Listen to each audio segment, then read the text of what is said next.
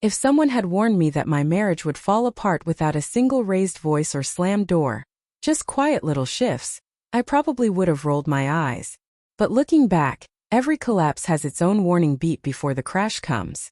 And the beat in our house had switched tunes months before I noticed I wasn't part of the song anymore. My name is Ryan Carter, 34, tech support guy, total creature of habit. I'm up at dawn, knock out client tickets, brew coffee strong enough to wake the dead, and do my best to be the dependable husband. For years I honestly believed keeping everything steady and predictable was the secret to a happy relationship. Until I learned people don't step out because something's missing at home. They step out because they crave more attention than the person who truly loves them is giving, or because they're convinced they'll never get caught. My wife Emily used to tell me everything. Funny stuff from the office, random ideas, little annoyances that cracked her up. Lately the only thing she talked to was the blue light of her phone. Mornings turned flat. She'd shuffle into the kitchen still half asleep, thumb flying across the screen before she even looked at me. I'd make breakfast like always. Coffee? I'd ask. Thanks, she'd mutter, eyes glued downward. Even her kisses felt like items on a to-do list, quick, automatic, gone. No more wrapping her arms around me from behind while I cooked, stealing bites of my toast. No more dragging me into whatever silly thing made her laugh that day. Our talks just evaporated. I'd ask how work went. She'd shrug, wander off to the bedroom still clutching her phone, and never put it down. Never came back to connect. It started tiny, but those little changes stacked up like hairline cracks that eventually split the whole wall. She started dressing sharper, not for me. New outfits for girls' nights, heavier makeup, dresses she hadn't touched since we were dating, perfume that had been gathering dust. New style. I asked once. She flashed a smile that never reached her eyes. The girls at work are doing this fun refresh thing. Didn't feel fun. Felt like miles between us. Still, I did the husband thing, didn't accuse, gave her space, told myself couples go through phases. Then came the first book club. Hey babe, she said, super casual, pulling a burgundy jacket from the closet. Some girls from the office are doing a book club at Jessica's tonight. Might be late. I looked up from my laptop. Book club? Since when do you read anything longer than Instagram captions? She laughed it off. It's mostly wine and gossip. The book is just an excuse.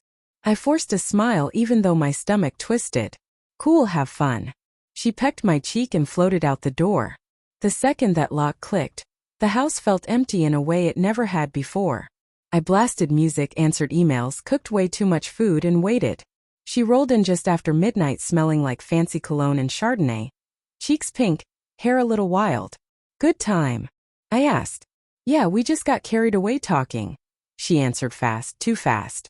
That was the first late book club. Then the second. Then the fifth. Some nights she came in giggling at her phone, angling the screen away the moment she saw me. Other nights she bolted straight to the shower and started laundry before I could say a word. One night I finally asked, are we okay? She looked down a half second too long. We're fine. You just seem far away. We barely talk. She rolled her eyes. So now I can't hang out with my friends? That's not what I... Sure feels like it, Ryan. You're suffocating me. Suffocating. After years of being her biggest cheerleader, that word landed like a slap. I swallowed it and tried to keep the peace. But the distance kept growing. No more random hugs. No more laughing at my dumb jokes.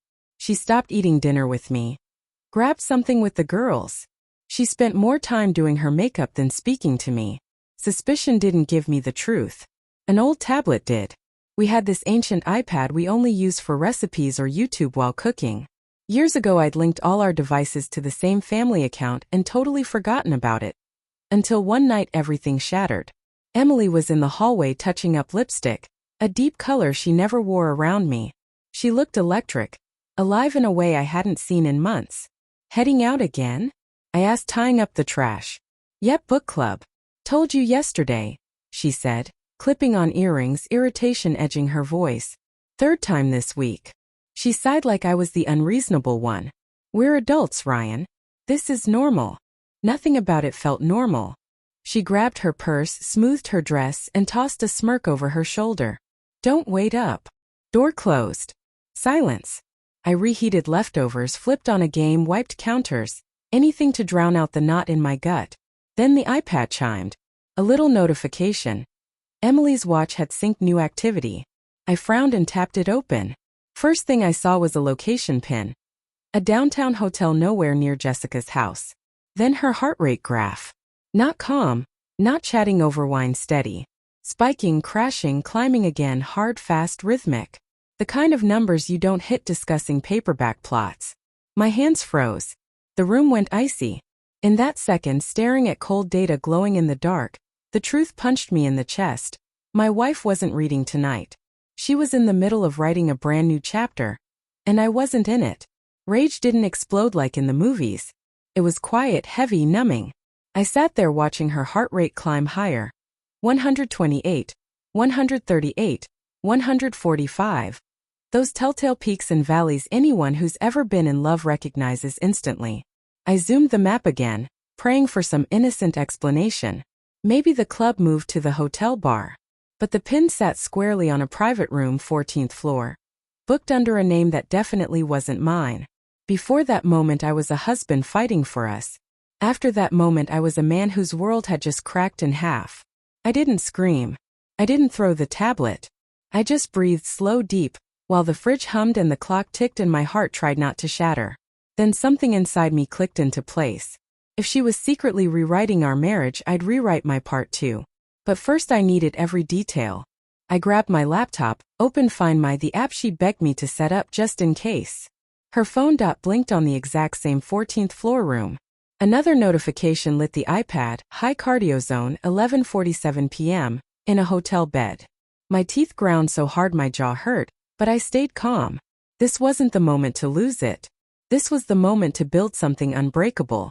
I opened a little analytics tool I'd coded years ago for fun, plugged in her watch ID, and watched the truth pour in live. 134 BPM, 141, 148, same pattern over and over.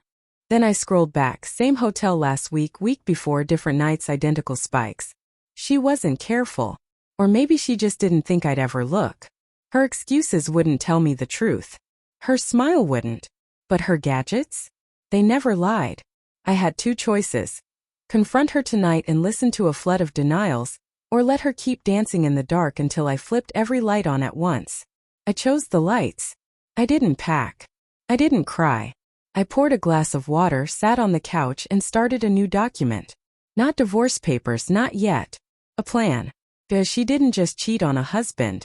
She cheated on the wrong husband. I typed the first line, step 1. Let her think I'm still blind. Confidence is what makes cheaters sloppy, and the sloppier she got, the cleaner my exit would be. At 1:30 a.m. her key turned in the lock. She slipped in smelling like someone else's cologne, tried to tiptoe past. Hey, she whispered, fake exhausted. Lost track of time again, sorry. I didn't even glance up. It's cool, I said, perfectly flat. Her shoulders relaxed. She thought she was safe. She had no clue the man on the couch wasn't the same one she'd kissed goodbye hours earlier. The next few days felt like a play where only I knew the script was ending. She practically skipped around the house, humming, smiling at her phone, dressing like every night was a date. She stopped bothering to hide anything. One evening I asked, working late again? As she grabbed her keys. She barely looked at me. Yeah, big deadline. Don't wait up. The lie slid out smooth as silk. I just nodded. Okay. The surprise in her eyes was delicious. Keep thinking you're in control, Em. That night the watch synced again. Same hotel, same rhythm, same song. But this time I wasn't watching the spikes. I was logging timestamps, screenshots, everything airtight. The part that hurt worse wasn't even the sex. It was how comfortable she was doing it, how little she thought of me. Underestimating me was her biggest mistake.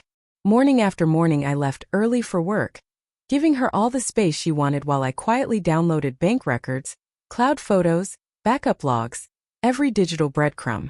The evidence grew into a mountain she'd never be able to climb out of. Then came the final night.